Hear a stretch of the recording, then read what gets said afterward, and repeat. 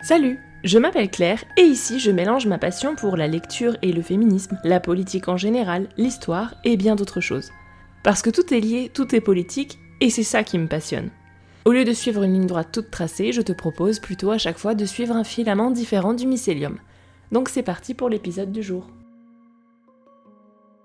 Je sais, c'est ni la première ni la dernière fois que je vais le dire, mais à la base, promis juré, je voulais juste faire un tout petit épisode estival pour souffler et pour avancer dans les recherches du prochain gros dossier que je prépare et qui est en train d'échapper à tout contrôle. Donc, j'ai décidé de parler du mythe de l'homme protecteur. Ça va être assez court, il n'y a pas non plus tant de choses que ça à dire, c'est parfait. Indécrottable naïve que je suis. Donc, le mythe de l'homme protecteur, disais-je. C'est quoi ce truc ? Qu'est-ce que ça mange en hiver ? C'est un reproche fait par beaucoup d'hommes au féminisme, et même un discours qui peut être tenu par des femmes, on rappelle que rien n'est jamais binaire, et c'est pour ça que j'avais envie d'en parler. Et donc, ce reproche qu'on fait aux vilains féministes castrateurs, c'est qu'on empêcherait les hommes d'être des protecteurs, qui est leur fonction naturelle. Beaucoup de guillemets dans cette phrase. Pourquoi c'est un problème ? Cet état d'esprit empêche une vraie lutte contre les violences et contribue, entre autres, à ce qu'on appelle le fameux sexisme bienveillant. Mais c'est important de le questionner parce que cette idée homme protecteur égale homme bien, c'est un truc identitaire pour pas mal d'hommes finalement. Et qui dit identitaire, dit qu'on ne peut pas juste dire stop, arrêtez tout, sans rien questionner, sans rien mettre à la place, ça marche pas comme ça. Précision. Cet épisode va être assez binaire et parler surtout des couples hétéros. C'est pas un hasard, c'est parce que c'est le cadre de pensée du sexisme, c'est la seule chose que le patriarcat reconnaît, et ces rhétoriques sont aussi là pour maintenir le cadre patriarcal, remettre tout le monde dans les clous, d'abord et avant tout en attribuant des rôles bien définis à tout le monde. Et je vais surtout parler des violences faites aux femmes, mais les violences sur les enfants s'inscrivent aussi dans cette logique. Rappel important. C'est pas la peine d'aller chercher des cas individuels de contre-exemples, de mettre d'un côté les gentils et de l'autre les méchants hommes. On a déjà évoqué cette idée, quand on fait ça, on risque de tomber dans l'anecdotisme. Une rhétorique classique pour contrer les discours systémiques. Oui, on connaît toutes et tous une femme qui s'est mal comportée, une femme violente. Un mec qui a risqué sa santé pour défendre une femme, un homme qui s'occupe merveilleusement bien de ses enfants et lave les chiottes toutes les semaines. C'est super, mais on s'en tape quand on parle de sujets de société, de tendance, de problèmes de fond. Utiliser des cas concrets, réels d'hommes protecteurs, et ça vaut pour toutes les analyses féministes, ce que je suis en train de dire, c'est une rhétorique antiféministe efficace avec des gros trous dans la raquette dès lors qu'on veut bien se donner la peine de les regarder. Ce qu'on va faire. Pour résumer ce qu'on va développer aujourd'hui, ce discours d'homme protecteur, il est là pour nous empêcher de nous penser sans homme.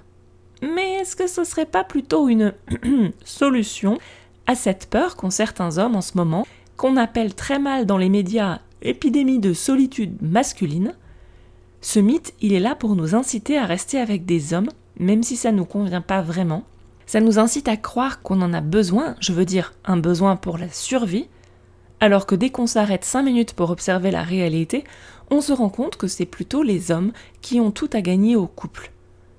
Les comédies romantiques nous auraient-elles menti ? Alors, a-t-on vraiment besoin d'un grand costaud pour ouvrir nos pots de cornichons ? Je voulais dire un homme, un vrai, pour nous protéger contre les dangers de la vie. Avant d'entrer dans le vif du sujet, je voulais faire un détour par nos récits, nos imaginaires, nos représentations. Parce que ce concept n'est pas né la semaine dernière dans l'esprit embrumé d'un influenceur mascu shooté aux amphétamines. C'est dans notre imaginaire collectif depuis un bon moment déjà. Il faut comprendre que c'est un genre de prophétie autoréalisatrice.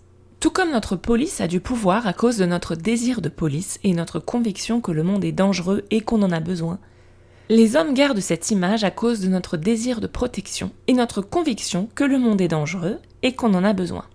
Et pour entretenir cette conviction, les médias sont centraux. Le contenu des reportages télé, certes, qui sont extrêmement alarmistes et alimentent le biais de négativité de notre cerveau en occultant complètement les bonnes nouvelles et paradoxalement certains dangers, comme on va le voir. Mais aussi, par exemple, les contes pour enfants. Les recueils de contes, c'est pas juste un truc pratique pour caler une porte ou faire dormir les gosses plus vite. c'est d'abord des outils de transmission et d'apprentissage. C'est aussi pour ça qu'on a souvent une morale à la fin. Les contes, c'est pas non plus stable dans le temps, ça vient d'une longue transmission orale qui a ensuite été gravée dans le marbre, ou plutôt le papier 80 grammes. Mais je m'égare, c'est un tout autre sujet. Revenons à nos moutons, ou plutôt à nos loups. Par exemple, le petit chaperon rouge. Dans la version de Perrault, le loup mange la fille et sa grand-mère. Point final, l'histoire s'arrête là, merci bonsoir. Ce sont les frères Grimm qui ont ensuite rajouté le chasseur qui les sauve à la fin. Perso, c'est la version que je connaissais. Anecdotique ? Pas du tout. Dans la version de Perrault, la morale, c'est qu'il faut se méfier des loups qui ont l'air un peu trop gentils. Je vais citer un extrait de la morale. Je dis le loup, car tous les loups ne sont pas de la même sorte. Il en est d'une humeur accorte, sans bruit, sans fiel et sans courroux, qui, privés, complaisants et doux, suivent les jeunes demoiselles jusque dans les maisons, jusque dans les ruelles. Mais hélas, qui ne sait que ces loups doucereux, de tous les loups, sont les plus dangereux. Quand aujourd'hui, on dit que la figure du monstre prédateur tapi dans une ruelle empêche les femmes de se méfier des hommes de leur entourage, et on va en reparler tout à l'heure, on ne dit pas autre chose finalement. Mais les frères Grimm ont donc ajouté un twist à l'histoire qui change tout. Le chasseur, un homme donc, arrive et les sauve. Et donc là, la morale du conte, elle change. L'extrait que j'ai cité tout à l'heure, il n'y est pas dans le conte de Grimm. L'idée est plutôt de rappeler aux jeunes filles que le monde extérieur est dangereux, qu'il ne faut pas s'y aventurer seul, qu'il faut un homme pour nous protéger des dangers de la nature, et surtout, qu'il faut rester à sa place pour que ces hommes puissent bien nous protéger. Les femmes sont complètement passives dans cette histoire. Le message, c'est certes rester dans le droit chemin et surtout obéir aux consignes. Au-delà du détour du petit chaperon rouge dans la forêt, ce qui est sanctionné, c'est le divertissement. La jeune fille est allée se balader, cueillir des noisettes, chasser les papillons, au lieu de faire le travail qu'on lui a demandé, et elle s'est faite bouffer. Faut-il le préciser, le petit chaperon rouge est toujours forcément une fille. C'est central dans l'histoire et le message, même s'il varie selon les versions, est adressé aux filles. Dans la version de Perrault, la simple présence masculine des bûcherons suffit à arrêter le loup au début de l'histoire. Donc notre homme protecteur est là aussi. Et quelque part, le loup vient perturber une lignée de 3 femmes, la grand-mère, la mère, la petite fille, sans homme. Et je me suis demandé si finalement on peut pas aussi y voir cette peur des femmes seules sans être surveillées, je voulais dire sans la présence rassurante et protectrice d'hommes, des femmes qui se bouffent entre elles. Littéralement dans la tradition orale. Car Perrault a sacrément coupé dans la matière, mais à la base, j'ai eu l'immense plaisir de découvrir lors de mes recherches que le loup incite la petite fille à cuisiner et manger sa grand-mère et boire son sang. Bon appétit. Et si on change de conte, on retrouve la même histoire dans d'autres. Un autre exemple, l'homme est protecteur par défaut, il est présumé protecteur et donc on ne remet pas en question ce postulat, même quand ça marche pas du tout. Par exemple, le conte d'Hansel et Gretel. Les 2 personnages présentés comme des méchants dans le conte, ce sont évidemment les 2 femmes. La mère ou la belle-mère, qui insiste pour abandonner les enfants vu qu'ils sont complètement fauchés, et la méchante sorcière, parce que, évidemment. Et le père dans l'histoire échappe totalement à tout jugement. À lui le remords du geste, il récupère ses enfants et même plein de richesses à la fin, et de toute façon sa femme est morte, les absents ont toujours tort comme on dit. Alors que c'est lui qui, de facto, abandonne les gosses dans la forêt au début du conte, 2 fois. Mais ça, comme l'homme est protecteur, on a été conditionné à le penser, donc on ne le voit pas. J'ai donné 2 exemples, mais on aurait pu continuer longtemps. Le chevalier et la demoiselle en détresse et toutes leurs variantes modernes, les comédies romantiques, et même depuis la presse à grand tirage, la presse dite féminine, la publicité et compagnie. Notre imaginaire pullule de représentations de l'homme protecteur. Et on le voyait dans l'épisode 22, tout ça, ça fausse notre perception de la réalité, ça cultive des angles morts. Alors pourquoi c'est un problème ? On va le voir en 4 grands points. Déjà, le problème c'est que les hommes violents bénéficient à tous les hommes. Parce que oui, commençons par dire ça. Les hommes protecteurs ne nous protègent pas contre les ours, les araignées ou les pots de cornichons récalcitrants. Et ils nous protègent contre d'autres hommes. Et c'est là que ça commence à se mordre un peu la queue cette histoire. c'est aussi là que l'argument antiféminisme par excellence, #NotAllMen, c'est-à-dire pas tous les hommes, prend tout son sens. Parce que non, en effet, tous les hommes ne sont pas violents physiquement, agresseurs sexuels ou que sais-je. Mais déjà, ils sont suffisamment nombreux pour que la menace soit omniprésente. Et surtout, tous les hommes ont intérêt à ce qu'il y ait des hommes violents envers les femmes, envers les enfants, envers tout le monde d'ailleurs, même si tous les hommes ne sont pas directement violents. C'est pour ça qu'on pense en système. Tous les hommes en bénéficient, qu'ils le veuillent ou non, et même si ça les arrange pas. Même les hommes refusant la violence bénéficient de l'omniprésence de violences masculines. Il suffit pas de se cacher derrière ses bonnes intentions pour faire taire les féministes et surtout ne rien changer du tout. Je sais pas si tu avais suivi la polémique homme contre ours. En gros, en 2024, une vidéo TikTok était devenue hyper virale et posait la question « Seul en forêt, tu préférerais croiser un ours ou un homme ?» Et la majorité, ou en tout cas une partie non négligeable des femmes répondait « un ours ». Au lieu de se remettre en question ou d'interroger cette réponse qui pouvait paraître surprenante, parce que oui, il y avait de vrais raisonnements derrière, par exemple « au moins si je me fais attaquer par un ours, on me croira », ou alors « au moins l'ours il me violera pas », et ainsi de suite. Beaucoup d'hommes en ligne, donc au lieu de questionner ça, avaient complètement pété les plombs, et certains étaient même devenus violents, prouvant ce qu'ils voulaient dénoncer. C'était intéressant de voir le vernis du beau discours patriarcal se fissurer. Les hommes ont pris l'habitude de dire que les femmes ont besoin des hommes pour les protéger, on l'a vu, ça passe aussi par les récits, souvent écrits par des hommes, mais avec l'impensé des féminicides et le fait qu'on ne parle des violences faites aux femmes que quand l'homme violent est un étranger au cercle proche ou étranger au sens national, les hommes ne pensent pas que les femmes ont besoin d'être protégées contre d'autres hommes ou eux-mêmes, et que donc en l'absence d'hommes, le besoin de protection est bien moindre. Si les femmes commencent à le comprendre, c'est toute une identité, tout un mode de fonctionnement qui s'effondre. C'est quelque chose que montrait le roman Herland de Charlotte Perkins Gilman. C'est un roman utopique qui décrit 3 explorateurs, donc des hommes, qui découvrent une communauté de femmes vivant entre femmes en vase clos depuis 2000 ans. Et c'est l'un des sujets abordés. Ils demandent « Mais comment vous faites pour vous protéger ?» On se protège pas. Mais les hommes sont perplexes. Mais contre quoi on est censé se protéger exactement ? Elles, évidemment, qui n'ont jamais connu la violence masculine, elles ne comprennent pas. Et clairement, c'est intéressant de voir cette incompréhension mutuelle. Ah oui, j'oubliais, ce roman a été écrit en 1915, pour ceux du fond là-bas qui trouvent les livres d'aujourd'hui un peu trop féministes. Colette Guillaumin expliquait déjà dans Sexe, race et pratique du pouvoir en 1990 que les femmes ont peur en public et que tous les hommes leur rappellent qu'elles doivent avoir peur. Aussi bien les hommes ouvertement agressifs, les harceleurs de rue et compagnie, aussi bien eux que les gentils, et elle met des guillemets à gentils, qui veulent soi-disant nous prévenir qu'on court un danger, qu'on a besoin d'être protégé. Et mine de rien, ça aussi ça entretient la peur, avec les conséquences qu'on va voir plus tard. Et dans cette catégorie, je range aussi les hommes politiques en jolis costards, bien coiffés avec leur sourire Colgate, qui vont t'expliquer que si on mettait tous les Arabes dehors, tu serais bien en sécurité, ma cocotte. Cette rhétorique, elle n'est pas juste sexiste, elle est donc aussi raciste et transphobe, mais on va y revenir un peu plus tard, ça.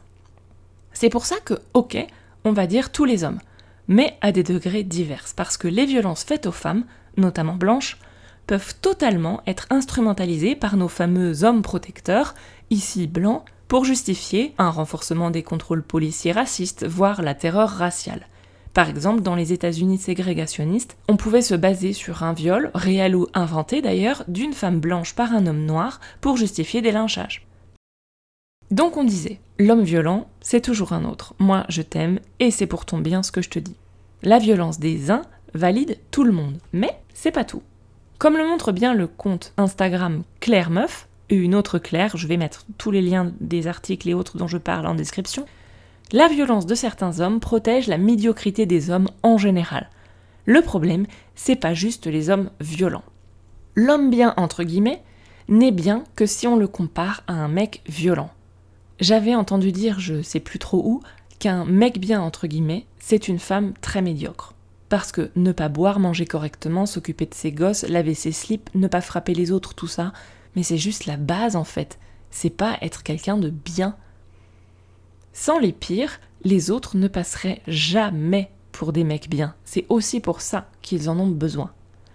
Donc les mecs moyens ont un intérêt certain à ce qu'il y ait des mecs violents, des pires, c'est jamais eux, évidemment.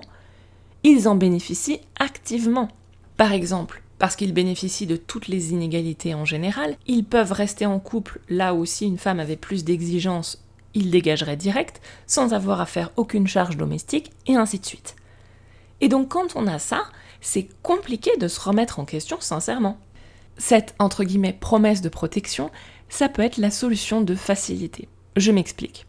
Je suis un homme protecteur, donc je protège ma femme physiquement contre les violences des autres hommes, violences réelles ou fantasmées d'ailleurs. Donc c'est bon, je suis un homme bien, j'ai absolument pas besoin d'en faire plus pour le prouver. Et j'y vois aussi la continuité des arguments de type « Oh, il y a des combats plus importants ». Hiérarchiser les actes permet d'en minimiser certains qui ne sont pourtant pas anodins.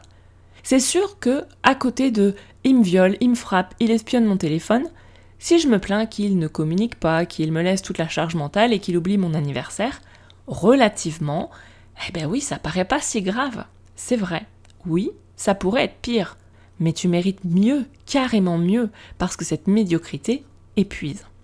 C'est aussi pour ça que pour ces hommes médiocres, il leur suffit de ne pas être violents, donc c'est une non-action. On demande même plus des actes concrets en fait. Juste rien, c'est déjà pas si mal mon grand. Je sais pas, on pourrait peut-être attendre mieux des autres. Et que font ces, entre guillemets, hommes protecteurs en l'absence de femmes, par exemple face à des discours graveleux, des mecs qui se vantent de violence? En général, rien non plus, on les a habitués à rien leur demander. Puisqu'ils n'ont pas intérêt à ce que ça change en plus. Une vraie action, à l'inverse, ça pourrait être mettre les autres hommes face à leur comportement, même et surtout quand aucune femme est présente, refuser de relationner avec des mecs violents ou vulgaires envers des femmes ou d'autres idées. Et cette passivité, ça se traduit aussi par une mécanique de silence. Le mythe de l'homme protecteur ne se nourrit pas tant de la violence masculine que de sa menace. Donc on a un double silence. On cherche à réduire au silence les femmes qui veulent dénoncer la réalité du terrain par opposition au mythe, et on a aussi un silence des hommes face aux comportements et discours sexistes violents d'autres hommes, et les femmes qui exigent un peu plus que ne pas être dans le rouge du violentomètre sont accusées d'être exigeantes, d'avoir des standards trop élevés, d'être émasculatrices. Une mécanique d'inversion classique. Parmi les hommes protecteurs, on pourrait et on doit aussi parler des violences des policiers, censés nous protéger contre les violences. Par exemple, on apprend dans un article de l'UMA de 2025 que Disclose et France 2 ont identifié 429 victimes de violences sexuelles commises par des policiers et des gendarmes. Je cite l'article. Des femmes venues déposer plainte pour violences conjugales, des personnes exilées et handicapées cherchant protection, ou encore des travailleurs et travailleuses du sexe, ou des adolescents et adolescentes interpellés. Mais aussi leurs propres collègues. Je cite toujours. Les victimes sont en majorité des femmes, 76%, mais figurent également des hommes, 6%, et des mineurs, 18%. De plus, les femmes policières et gendarmes représentent près de la moitié des victimes. Le constat global est d'autant plus préoccupant que les auteurs ont utilisé les moyens attribués par leur fonction pour commettre les violences, comme le fait de jouer de son statut pour imposer le silence, ou bien encore l'utilisation de fichiers internes pour retrouver la trace de leur proie. Fin de citation. Mais on a aussi les violences conjugales. Je suis toujours sur les policiers. Et cette fois, l'information est relayée par un article de Libération et un livre, Silence, on cogne, d'Alizée Bernard, ancienne victime, et Sophie Boutboul, journaliste. Je rappelle que donc tous les liens seront en description. On pourrait aussi parler de Sois jeune et tais-toi, où Salomé Saké relaye une manif de 2020 où la police a tabassé des manifestantes pacifistes qui militaient contre les violences faites aux femmes. Voilà. Donc on a une dérive sécuritaire, des lois de plus en plus dures, et il faut bien comprendre que ça ne nous protégera pas.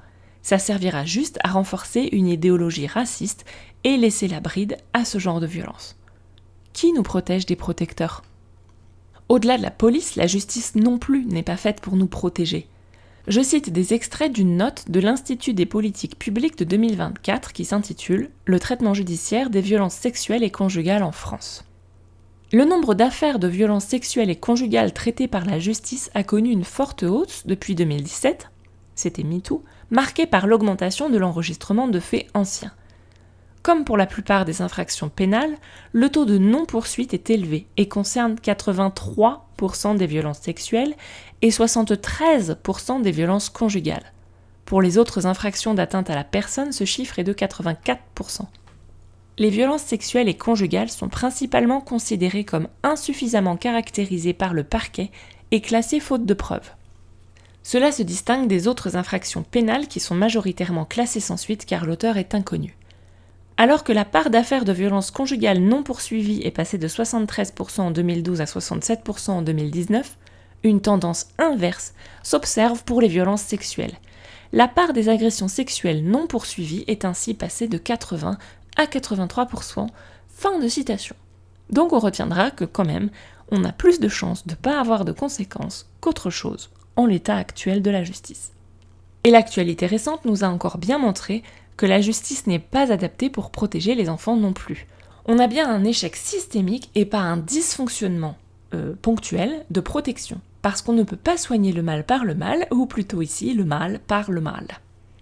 Aussi, on l'avait déjà vu dans l'épisode 23, pourquoi on ne croit pas les victimes, beaucoup d'hommes violeurs ne savent même pas qu'ils le sont. Et c'est aussi, entre autres raisons, parce qu'ils bénéficient du climat de terreur généralisé, la menace constante de la violence masculine, qui empêche beaucoup de femmes de protester ou dire non quand des hommes initient des choses dont elles n'ont pas envie. Parce qu'on ne sait jamais sur quel type on va tomber, donc on préfère espérer que ça finisse vite. On retrouve cette idée de « ça pourrait être pire ». Donc on a aussi des hommes qui ont cette idée d'homme bien, d'homme protecteur, tout ça, et qui ont forcé la main à des femmes, parfois sans même s'en rendre compte. Je me dis que quand on est de bonne foi, quand on prétend aimer les femmes, ça doit quand même questionner, non ? Mais les hommes protecteurs ne sont pas protecteurs par amour. Je l'avais déjà dit dans l'épisode 31 sur pourquoi le féminisme, c'est bon pour les hommes, mais il n'y a pas d'amour dans le patriarcat. Fondamentalement, amour et patriarcat sont incompatibles. Tu peux pas être dominant et dire que t'aimes les femmes, parce que être un homme, un vrai, par définition, c'est mépriser les femmes. Les hommes se construisent en opposition au féminin, et on ne peut pas aimer ce qu'on juge inférieur. Je te renvoie à cet épisode pour le détail. Bref, ce qu'on appelle de l'amour, alors c'est quoi ? Eh bien c'est souvent de la possession. Il y a une expression qui me fait à chaque fois quand certains hommes essayent de parler de politique. C'est « nos filles, nos femmes », par exemple. On devrait apprendre à nos filles à. On devrait protéger nos filles. Et ce « nos », pronom possessif, il cache une opposition. Nos filles, par rapport à qui ? Par rapport à quoi ? Par rapport à celles des autres ? C'est jamais dit, mais ça questionne. L'homme protecteur, revenons-y. Il protège quoi ? Eh bien, en réalité, il protège son bien, pas une personne, pas un individu bien distinct. Le mythe du mâle protecteur, il va avec la notion de propriété du corps de la femme et de l'enfant, et il en va de son honneur de mâle de défendre son bien. D'ailleurs, jusque récemment, le viol était en France un délit d'atteinte à l'honneur du mari. On n'est pas sur une histoire d'amour. C'est aussi pour ça que j'ai donné des exemples de contes qui sont anciens et qui datent d'une époque où effectivement la législation était très différente. On a hérité un cadre de pensée qu'on continue d'appliquer à une réalité légale différente, mais le résultat est le même, cette idée de possession. On n'est pas sur une histoire d'amour.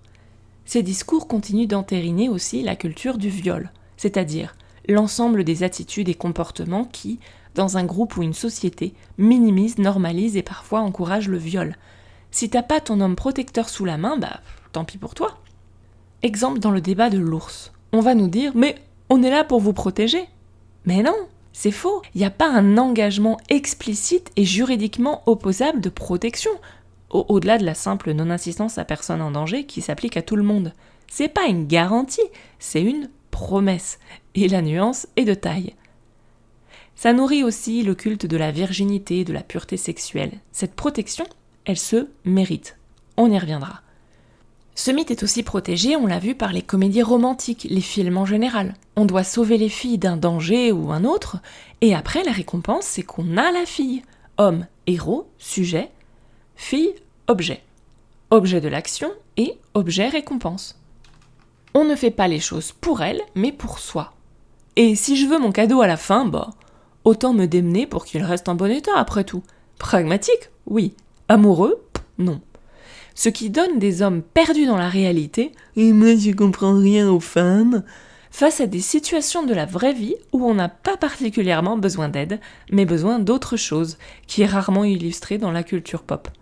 Ce qui donne aussi des, entre guillemets, nice guys, donc des mecs qui s'autoproclament gentils parce qu'ils font des choses gentilles pour une femme, mais le font en attendant une récompense sexuelle en retour. On peut donner quelques exemples, Leonard Hofstetter, Ross Geller, Ted Mosby, et il y en a 13 à la douzaine.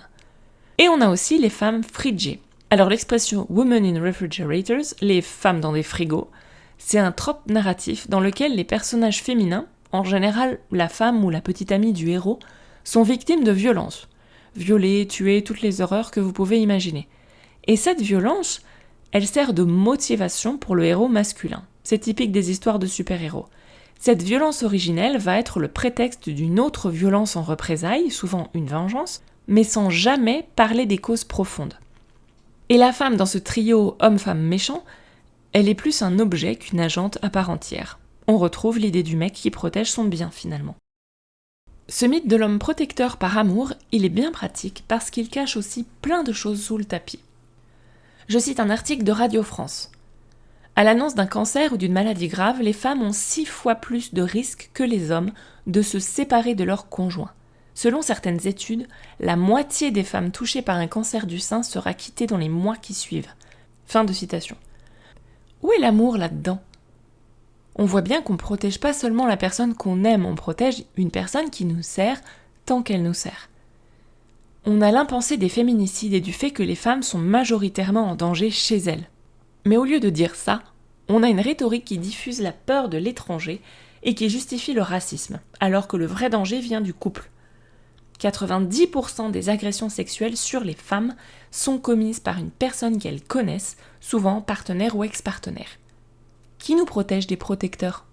Cette protection aussi, elle a vocation à rester individualiste, au cas par cas. Ces mêmes hommes protecteurs vont souvent tout faire pour empêcher la pénalisation du viol ou sa répression.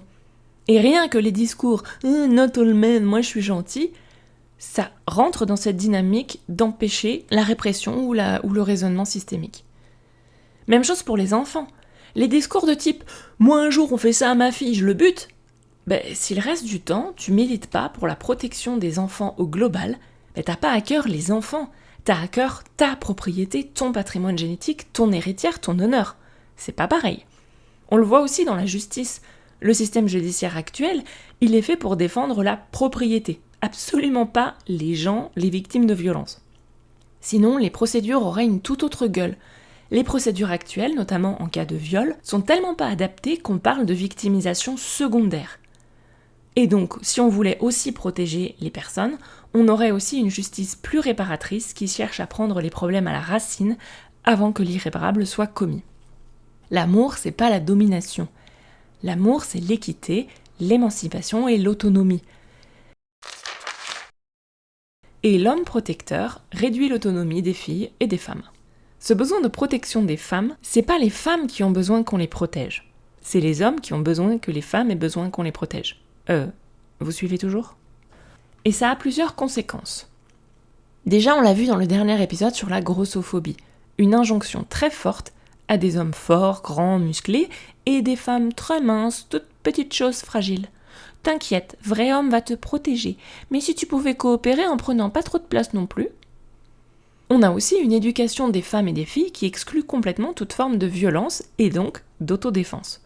Quand je sais me protéger moi, protéger les personnes autour de moi, j'ai pas autant besoin d'un protecteur. Et là, il est important de faire une différence importante. La différence entre un homme qui te protège parce que tu en es incapable, qui se jette courageusement devant l'ennemi, c'est pas pareil qu'un homme qui te soutient, qui attend déjà de voir si tu as vraiment besoin d'aide, et qui se bat à tes côtés sur un pied d'égalité parce que l'entraide, c'est sexy. C'est pas la même chose. Autre corollaire, l'infantilisation, la perte d'autonomie. Si les femmes ont besoin d'être protégées, c'est forcément qu'elles sont fragiles, faibles ou incapables de prendre les bonnes décisions. Par exemple, dans Rêver l'obscur, Starhawk nous montre aussi qu'on n'apprend pas aux femmes à être expertes de leur corps, savoir ce qui leur arrive, ce qui est bon pour elles, faire des choix éclairés. On a toujours cette idée que t'inquiète, on va te protéger, mais si on met la barre au sol, on aura à sauter moins haut. Comment tu vas faire pour savoir ce qui est bon pour toi sans homme dans ta vie, vu qu'on a tout fait pour que tu sois pas capable de prendre ton autonomie avant ? Autre extension, les pères surprotecteurs envers leurs filles, notamment sous la forme de menaces de violences physiques envers le petit ami, souvent par principe et sans raison préalable.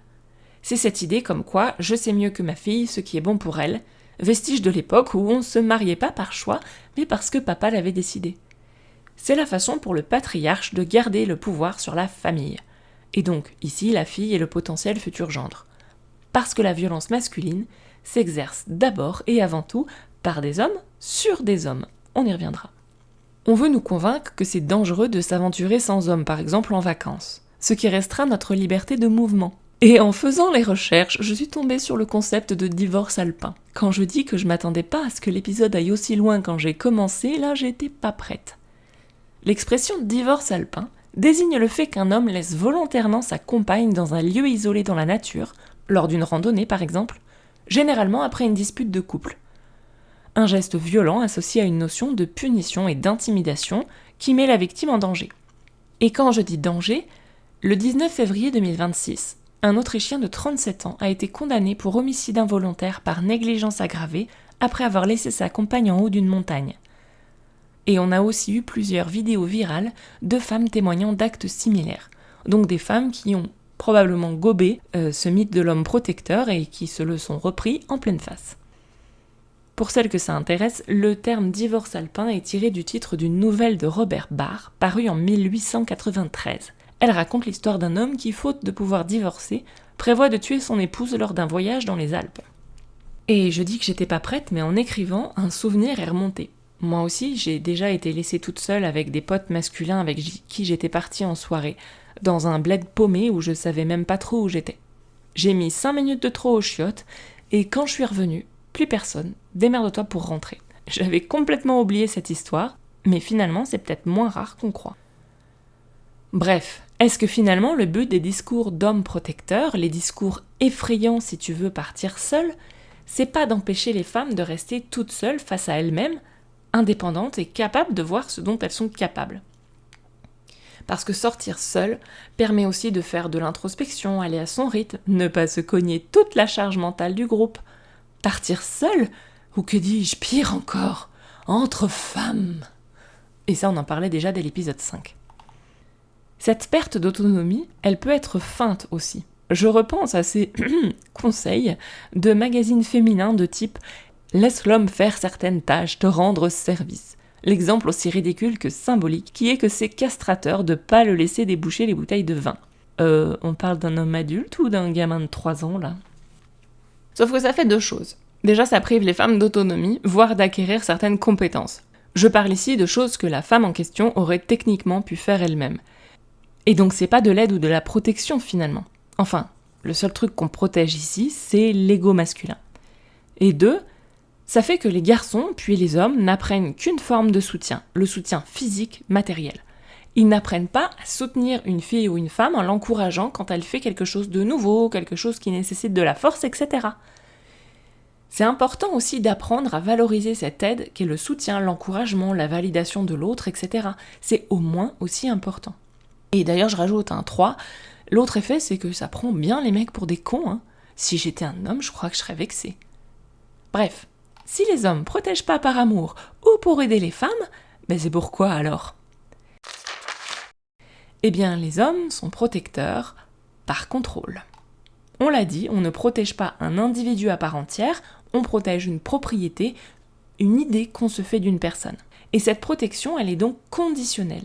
Elle est réservée à un type de femme, celle qui respecte les codes de la féminité, entre guillemets, traditionnelle. Allez, tout en cœur, On commence à connaître la chanson, blanche, valide, mince, hétéro, cisgenre, soumise à leur mari, pudique, voire vierge, souriante, conformiste, sobre, fermant bien leur gueule. Oui, autant te dire que les fameux hommes protecteurs, j'en ai pas vu souvent de près. Oui, et belle aussi bien sûr, comme le reconnaît ce Sakame Turpat d'Andrew Tate, masculiniste qui fait fortune sur la violence envers les femmes, récemment poursuivi pour viol, traite à des fins d'exploitation sexuelle et agression. Et il a dit entre autres « Si je vois une belle femme se faire emmerder dans la rue, il en va de mon honneur de la protéger. » L'honneur de ces gens-là, ça doit être quelque chose.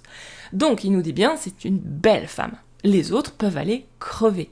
Dans la bouche de mecs comme ça, je trouve que c'est plus facile de voir comment cette rhétorique n'a aucune vocation à protéger les femmes par amour ou respect, ou je sais pas quoi. Et on peut donc se poser la question, quand est-ce que les injonctions de comportement, parce que pour pouvoir être protégé, ça se mérite, c'est comme les antibiotiques, c'est pas automatique, quand est-ce que ces injonctions sont là par sécurité ou pour nous façonner, imposer notre soumission ? Comment t'étais habillée ? Qu'est-ce que t'as bu ? Mouais. T'es pas assez jolie pour avoir été violée, à mon avis, tu le voulais bien. Et ainsi de suite. Ce contrôle sous des couverts protecteurs, il prend plein de formes. Par exemple, la galanterie. Une femme délicate a besoin d'aide. Les actes galants qu'on opposera à la simple politesse, qui ne fait pas de distinction de genre, d'âge ou de charge pondérale, valorisent le paternalisme et sont surtout destinés aux femmes délicates, aux femmes qui le méritent. Et donc le degré de protection auquel tu peux t'attendre dépend aussi de ta capacité à répondre aux normes de beauté et de féminité. On peut penser aussi aux idées des parkings, des rames de métro qui seraient réservées aux femmes pour les protéger contre les agressions. J'ai l'impression que certaines personnes pensent que c'est une bonne idée de rustine temporaire. Mais ça fait que ça n'agit pas sur les causes, ça te limite aux espaces dédiés. Et si tu t'es garé ailleurs, que t'as pris l'autre métro, tu peux t'en prendre qu'à toi. Et t'as vu aussi comment t'étais habillée ? Donc l'air de rien, ces mesures, elles sont surtout là pour contrôler ce qu'on a le droit de faire en toute sécurité, limiter notre place dans l'espace public, sans rien faire aux causes profondes. Ça encadre non seulement notre comportement, mais aussi ce qu'on considère comme une femme, et donc qui a droit à accès à ces lieux. Et ça, on en parlait déjà dans l'épisode 37 sur les toilettes publiques. On montrait aussi comment donc la restriction des toilettes publiques genrées, ça nuit d'abord et avant tout aux personnes trans, bien entendu, mais in fine à tout le monde par ricochet. Tout comme interdire un truc aux mineurs de moins de 15 ans suppose de fliquer absolument tout le monde et pas que les mineurs de moins de 15 ans. Parce que oui, quand on dit féminité, on dit bien cis-féminité. Ensuite, on nous invente des menaces, comme les femmes trans dans les toilettes publiques, pour justifier la protection de certaines femmes, comme si les femmes trans étaient la cause de toutes les souffrances des femmes cis, ça se saurait. Mais en réalité, ça permet l'air de rien de toutes nous fliquer. Parce que pour savoir qui est une femme trans, il faut fliquer toutes les femmes et toutes les jeunes filles. Et aussi, ça permet de ne pas parler des vraies causes, des vrais problèmes. Qu'est-ce qu'on protège exactement là-dedans ? On peut aussi rappeler que la violence potentielle des uns permet le contrôle des autres.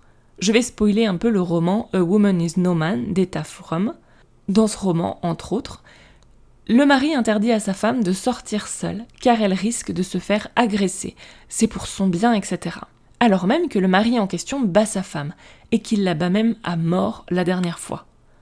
Aussi, on pourrait demander quand est-ce que la violence à l'encontre d'autres hommes prend sa source dans une vraie menace ou juste dans la jalousie, qui, on le rappelle, n'est pas non plus de l'amour, mais une question de contrôle, et de manque de confiance en soi.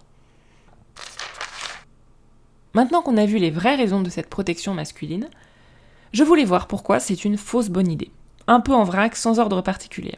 Déjà, on n'agit pas sur les causes de la violence, on rajoute juste une autre couche de violence. Si on veut un coup de pente glissante, fut un temps pour protéger les femmes, on, donc les hommes, les laissait pas voter. Trop de risques qu'elles prennent des mauvaises décisions, c'est pour leur bien. On les laissait pas disposer librement de leur argent. Elles sont trop dépensières, c'est pour leur bien. Ni travailler sans autorisation, hors de la maison, bien entendu.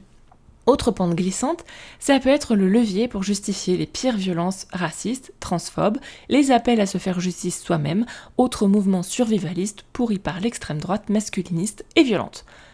Est-ce que c'est ça qu'on veut ? La question qui se pose aussi parfois, que j'ai vu passer, c'est est-ce que finalement ce sont pas les femmes les vraies protectrices ?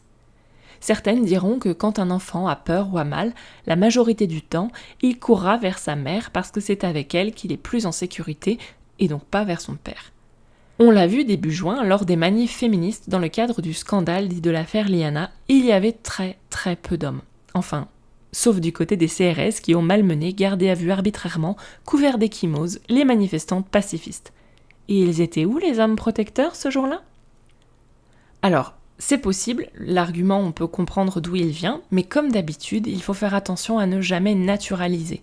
On a des femmes protectrices, tout comme, oui, des hommes, et on a aussi des femmes agresseuses, dominatrices, des femmes qui prennent le parti des agresseurs et ainsi de suite. C'est pas binaire.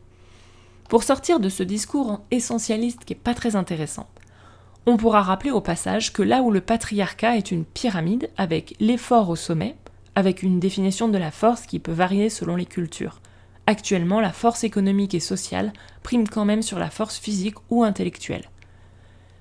A l'inverse, le matriarcat est représenté comme un cercle, avec les forts autour, les hommes ou les femmes, peu importe, et les vulnérables, dans lesquels on inclura les enfants, au milieu. J'avais déjà parlé du matriarcat dans l'épisode 4, mais je vais bientôt refaire un épisode plus approfondi. Et donc, quand on a compris ça, on voit bien que ce qui protège, c'est le groupe, c'est le fait de rompre le silence, de collaborer, c'est l'entraide dont on a parlé dans l'épisode 31, c'est pas un individu tout musclé dans son coin. Ces discours, c'est aussi un bon moyen de ne pas parler du terrorisme masculiniste.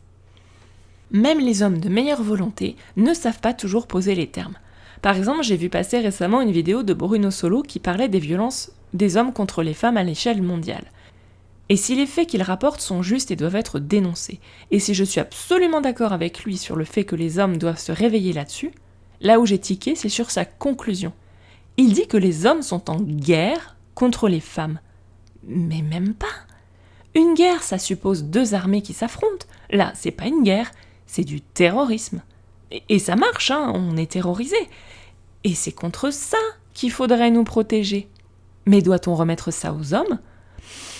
C'est un peu comme si on comptait sur la police pour nous protéger des violences policières. Ça serait absurde, hein ? Pour finir, comme j'aime bien montrer comment les mécanismes de domination ne profitent pas non plus aux dominants, on va s'arrêter 2 minutes sur le fait que le mythe de l'homme protecteur nuit aux hommes aussi. J'ai déjà expliqué plus tôt que la violence masculine s'exerce d'abord et avant tout par des hommes sur des hommes. Je crois que c'est important à rappeler. Et j'ai aussi parlé de l'injonction à la médiocrité, le fait que ça fait obstacle à l'amour, et si déjà ça vous donne pas envie de changer, je vais rajouter quelques éléments de prise de conscience masculine, parce qu'on peut pas se détacher de quelque chose si on voit que les pertes et pas les gains. Parce que c'est ce mythe de l'homme protecteur qui flatte en apparence l'ego des hommes. C'est ce même mythe qui justifie aussi de les envoyer crever à la guerre. C'est pas l'un sans l'autre. On a aussi parlé dans l'épisode des hommes racisés qui sont victimes aussi de ce mythe, même si à d'autres égards ils peuvent aussi en profiter dans une certaine mesure. C'est pas binaire, mais la facture est salée. Dans Game Over, Lucia Silic parle aussi du mâle protecteur dans le règne animal, et elle dit 2 choses. Elle explique que l'hypothèse initiale était que chez les grands singes, avoir des mâles plus grands permettait de protéger le groupe. C'est vraiment bien foutu, hein ? Sauf que dans la pratique, chez plusieurs espèces, on observe une tendance à prendre la fuite au lieu de défendre le groupe. Et donc ces grands mâles forts laissent les femelles à la traîne avec les petits. Quand on dit que c'est une promesse et pas une garantie. Sinon, l'inconvénient de la compétition, quand cette fois on y va, c'est que les grands mâles sont souvent blessés, j'ai envie de dire, dans la bataille. Et je remets un point essentiel que j'ai développé dans l'épisode 30, et je t'y renvoie pour le détail, c'est que tant qu'on reste dans ces dynamiques de violence, qu'elles soient dirigées à l'encontre de femmes ou d'autres hommes, peu importe, on ne peut pas être dans l'amour ou le plaisir du corps, à commencer par le sien. Violence et plaisir entretiennent une relation réciproque, ce qui veut dire que l'un inhibe l'autre. Ça peut être une bonne raison de changer, non ? Alors pour conclure, mais alors que leur reste-t-il aux hommes ? À devenir des femmes ? L'argument masculiniste par excellence. Alors non, parce que déjà, c'est quoi une femme ? Le problème, c'est pas l'idée de vouloir protéger, le problème c'est que ça se fait dans la violence pour de mauvaises raisons et au détriment des personnes qu'on prétend protéger. Le problème, c'est que cette soi-disant violence protectrice est identitaire, Et si on la retire, ça laisse un vide qu'on doit remplir. Ça tombe bien, il y a plein de choses à faire en fait. Car non, je dis pas qu'il faut complètement abolir le couple hétéro, j'ai pas une opinion bien tranchée là-dessus, je dis juste qu'il va falloir se secouer un peu, revoir ses exigences à la hausse, relever le niveau. Et que devenir un homme, un vrai, c'est un peu plus compliqué qu'ouvrir un pot de cornichons et rouler des mécaniques. Oui, je préfère espérer le meilleur des gens par principe. Donc déjà, qu'est-ce qu'on peut faire ? On peut ne pas protéger systématiquement par la violence, mais par des modèles positifs. Valoriser d'autres modèles. Arrêter d'héroïser la violence, on voit l'enjeu des représentations. Valoriser cette aide qu'est le soutien, l'encouragement, la validation de l'autre. Apprendre aux petits garçons à applaudir quand une petite fille fait un truc cool, au lieu de vouloir le faire à sa place en disant à la petite fille « mais laisse-le t'aider » par exemple. Il n'y a même pas forcément besoin d'arrêter d'être protecteur, mais différemment. Protégez-nous contre le réchauffement climatique, le capitalisme, le colonialisme, je sais pas, il y a du boulot et des trucs complètement compatibles avec le féminisme. Et prenez une protection plus large, tout le groupe, pas juste votre femme, votre enfant ou la nana que vous voulez pécho. Favoriser l'autonomisation des femmes, ça passe par ne pas faire systématiquement à la place si ça n'a pas été demandé par exemple. Un réflexe bien ancré qui remonte souvent à l'enfance et nous donne l'impression qu'on est des gros bébés. Prenez soin des autres, les enfants oui, mais aussi les malades, les personnes âgées, etc. Éduquez-vous, questionnez les implications de tous ces aspects identitaires, réfléchissez à l'image que ça donne de vous sans s'arrêter aux phrases toutes faites. Est-ce que vous avez vraiment envie qu'on continue à vous prendre pour un gros médiocre ? C'est aussi un enjeu de couple. J'ai déjà parlé de la mal nommée épidémie de solitude masculine. Pourquoi on n'a pas la même chose en face ? Pourquoi on n'a pas une épidémie de solitude féminine ? Non pas parce que forcément toutes les femmes seraient devenues lesbiennes, mais parce que les femmes apprennent progressivement à décentrer le couple hétéro, à gagner en autonomie, hors du couple quand elles n'arrivent pas à gagner en autonomie dans le couple, ce qui en soi est une bonne chose, mais ça déséquilibre. Et non, rétablir l'équilibre n'a pas forcément à se faire en retirant de l'autonomie aux femmes. Ce qui gêne nos hommes médiocres, dont on a parlé plus haut, qui se contentent du minimum, « moi je bats pas ma femme, moi monsieur ».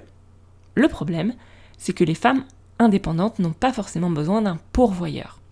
Avant, on avait l'homme protecteur de son bien et pourvoyeur du salaire, enfin, en théorie sur le papier, avec en échange une femme qui la ferme, qui tient la maison, qui élève les enfants, enfin, uniquement parce qu'il restreignait légalement les femmes.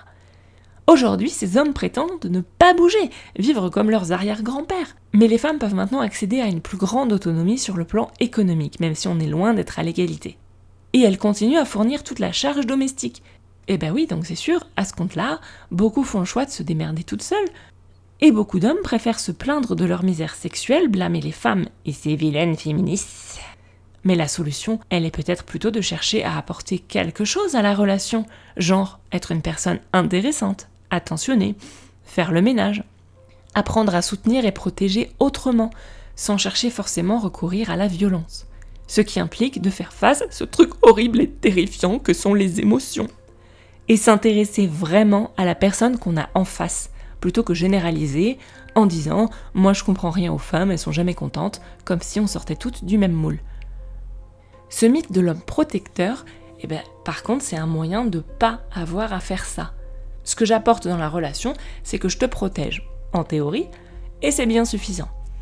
Mais comme je l'ai expliqué longuement dans l'épisode 29-30, tout le monde aurait beaucoup à gagner à faire autrement.